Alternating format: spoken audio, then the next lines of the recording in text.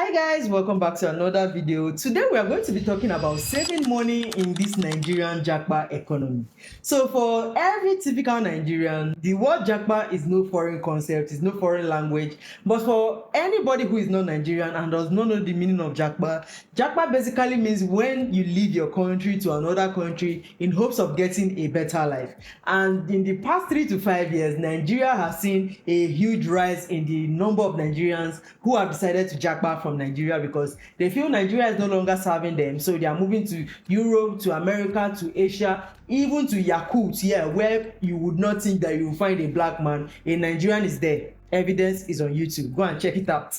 But at the end of the day, Japa basically means it's just like saying, the grass is greener on the other side, so let me go over there. That is what Japa means. Now, for we the Nigerians who decided to stay back in Nigeria, and I have a very serious question. Are you feeling this economic squeeze like the one I am feeling right now? Or are you finding it easier maybe because you've been able to set up your life in such a way that it does not revolve around the Nigerian economy? Yes, because there are some people like that. But for me, especially people like us who work 9 to 5, it is not easy, especially when you are thinking of saving money.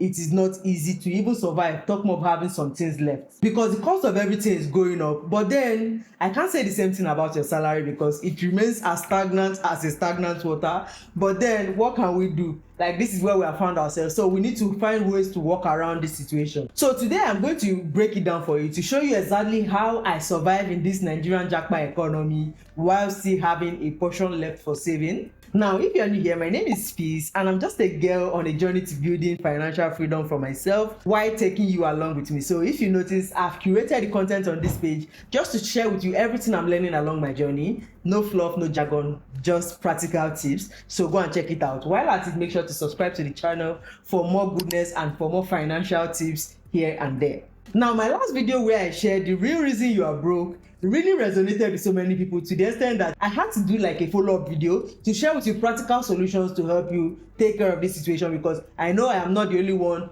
feeling this situation or feeling this squeeze in this Nigerian economy. Everything I'm going to be sharing with you in this video is what I currently do, and it has been working for me, and I know if you as well apply it, it will definitely work for you. So let's dive right in. But before we get into the practical aspect of the framework I'll be sharing with you, there's a critical aspect of this you have to understand, or at least think of before you start doing all the other things I'm going to be talking about, and that is having a clear distinction between your expectations and reality. Expectation in simple English is just what you think is going to happen, while reality on the other hand is what eventually happens. So you need to have a clear distinction, because sometimes you might be expecting that things are going to work out, this is going to happen, but then the reality is giving you something different. Then you now feel like whatever it is you are doing is not working. So you need to have a clear distinction between your expectations versus your reality, at least based on how your environment or your financial situation is. You have to curate it to match your reality so that you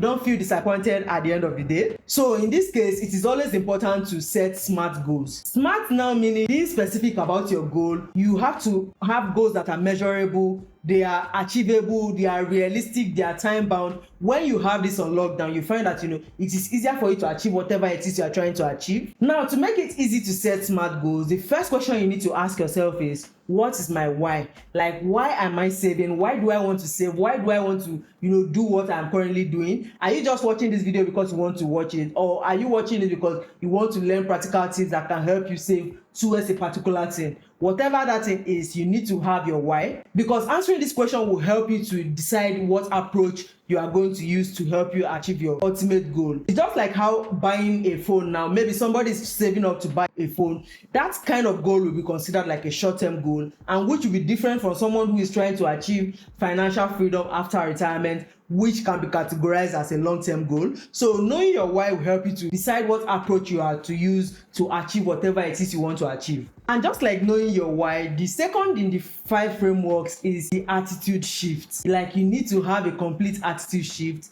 if you are to achieve this goal. Stop waiting for that salary increase, because 9 times out of 10 you find that it is not coming. Like, You waiting for like your salary to increase before you can change your situation is like you waiting on the coming of the Lord, because there's no timeline for that. So you have to start from where you are currently so that you can achieve your goal easier. And to take care of this, the first thing you need to do is to identify your financial leaks. Like, where is your money leaking away from your pocket? Like, what is causing it? What are you constantly buying that it is causing a hole or making the hole in your pocket deeper? What eats your money the most? Like those daily things that you keep buying that they keep adding up, but then you don't really notice them, but they are causing you to lose money faster. For me, this was the daily habit I had formed at some point, eating every day in my office canteen, not knowing that it was making the hole in my pocket deeper, because the amount you spend to eat in an office space, because you have to pay for it, it is way more expensive than when you decide to cook this food at home and bring it to work. If you are watching this video now and you've not watched that video where I said why I stopped eating out, go and check it right now, because that video was an eye-opener to why I had to stop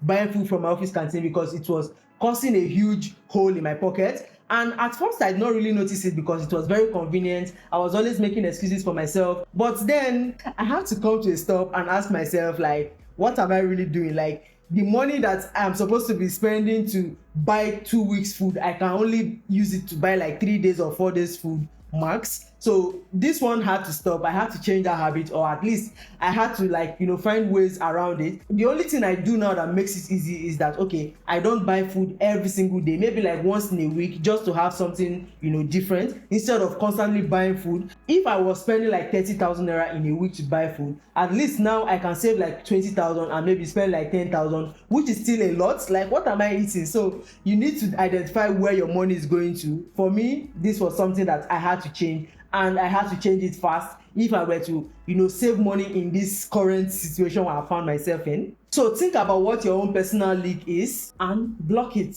Now, after blocking this your leak, the next thing you need to do is to have a budget breakdown and automate your budget. Now, let me ask you a question. How do you spend your salary? Like, when it comes, are you the type that says, as the spirit leads, that is how you're going to be spending the salary? Or are you one of those that before your salary even comes, you already have a breakdown of what you are going to be spending that your money on? Let me know in the comments, because for me, I am one of those who have a comprehensive list of what I'm going to be spending my money on. Even though I want to buy maybe like something very random, that is categorized in my personal. I've shared how I break down my salary on this channel. Go and check that video out, because it will help you as well. But the main idea here is to take care of all the important things that are supposed to be in my budget before now putting the rest in my personal, and then anything I want can fall into that personal. At least it now helps me to know that, okay, I've taken care of the important ones, while now taking care of myself at the end of the day, so I don't feel guilty. I've taken care of my future and I'm taking care of my current self. There has to be that balance. So this now gives me that peace of mind of knowing that I've taken care of everything I need to take care of. And currently I use the 50-30-20 rule to help me to budget for what my salary is. So like 50% is for your needs, 30% for your wants, and 20% for savings and investment. If you are one that you feel like, okay, you don't really have so much wants, which is not always the case, you can always still increase your savings, but the base or the advisable figure is to use the 20% for your savings and investment, so you now have that good balance of taking care of your needs, your wants, and your savings. But now I know that this 50-30-20 rule might not work for business people, especially many Nigerians who they own their business.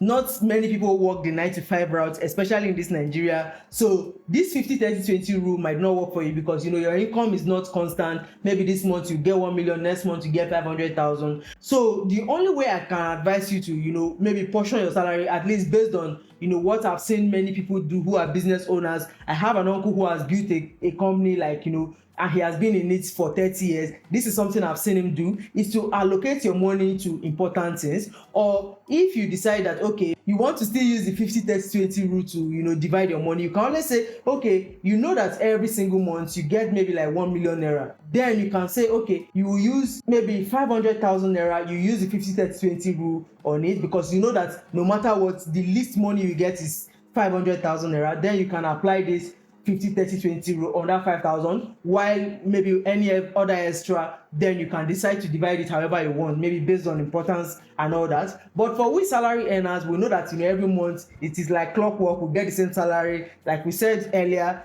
the probability that your salary is going to increase is very slim, so you don't even know what is going to happen. So we have this clockwork method of portioning our salary so that we can take care of everything we need to take care of. Now, with all these things I've said, the only way to make it easy for you to decide to even use the 20% in the 50-30-20 rule to take care of your savings and investment is to automate this money so that you don't have any excuse or you don't give yourself excuses. So one way you can do this, especially with Nigerian bank apps, there's this option of schedule your transfer. If you're one that uses Piggyverse, you can schedule transfers to this account so that you don't have to be manually doing this and don't make excuses. Maybe one month now you decide that you want to buy something, you now decide that I don't really need to save this month,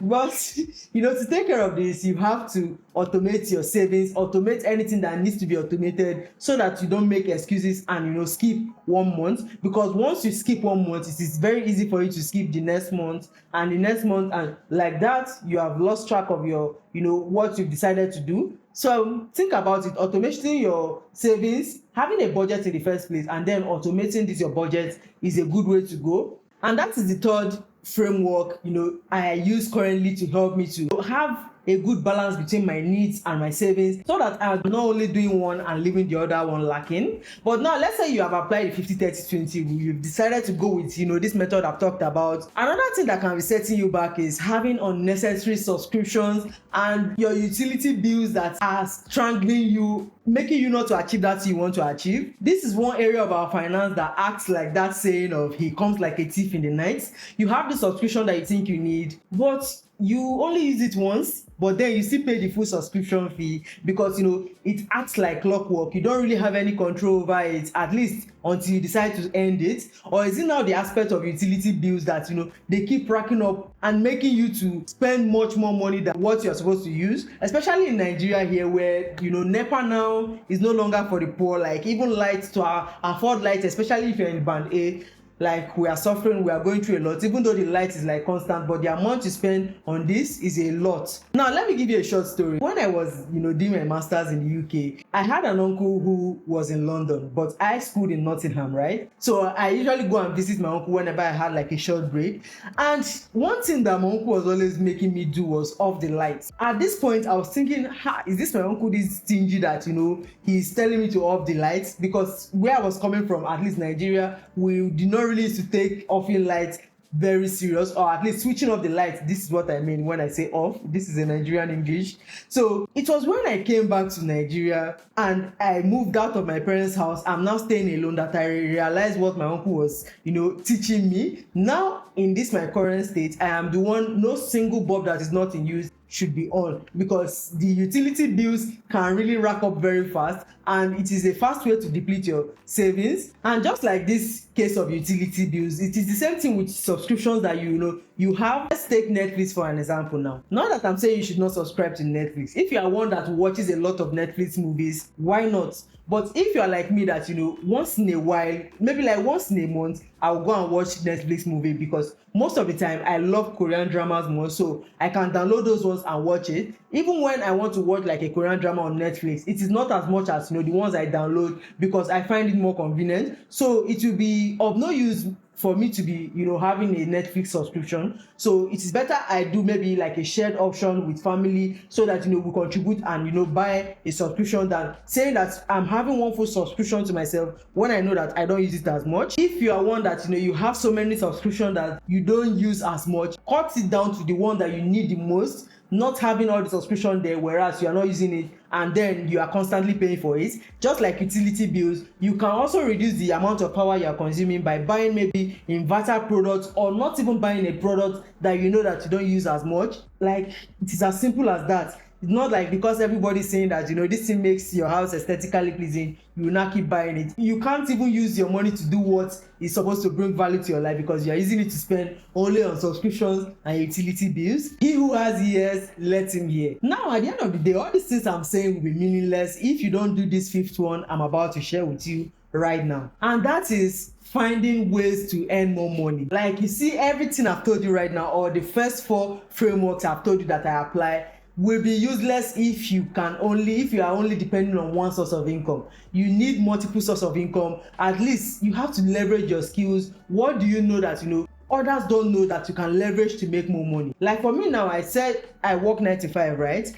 But then I am here trying to grow this channel, bringing you value, sharing with you what I'm learning on my journey to financial freedom, in hopes that my channel will be monetized and it will now start acting as another source of income for me. That is just like how I have also invested in so many assets, invested in so many places, so that my money can keep working for me and making me more money. Because I don't want to only depend on my 9 to 5, especially in this Nigerian economy where anything can happen. You don't want to be caught on fresh. You don't want to be caught in a situation where you can't take care of yourself. Just like finding ways to earn more money, you still need to keep an emergency fund for when whatever situation happens, so that you can always have something to fall back on. So all the options I've just shared with you now is to just share with you what is possible, so that you can take advantage of whatever skill you have to help you to earn more money. If you are one that maybe you don't have any other skill, you feel like your 9 to 5 is your only skill, it is never too late. Start learning something that can help you to earn more money. There are free courses. You can go to Coursera and learn skills that are in demand now, that can help you to earn more money. Because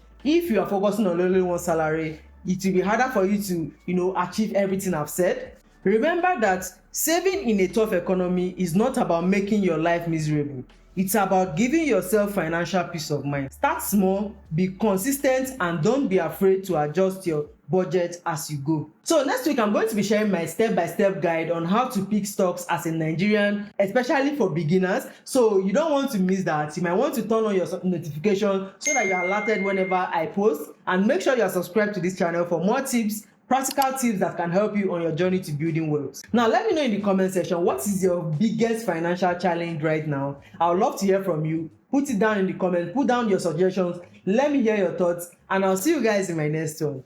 Thank you for watching. Bye.